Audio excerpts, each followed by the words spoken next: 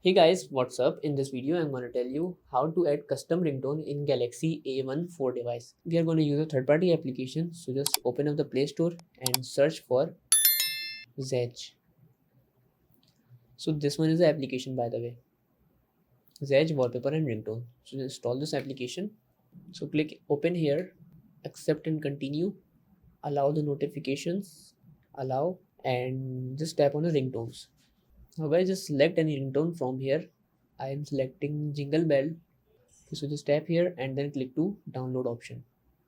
Tap on the set ringtone, allow the permission, go back, and then as you guys see, the standard ringtone is now updated. So this is how guys we can set up the custom ringtone in Galaxy A14. Let me show you on the settings. Go to the notifications, go to the sounds and vibrations, and as you guys see on the ringtone, Jingle Bell Rock is now selected. So this is how guys we can set up the custom ringtone in Galaxy A14. So that is it guys about the video. If this video helps you, kindly like the video and follow us for more tips and tricks. See you guys in the next video. Take care.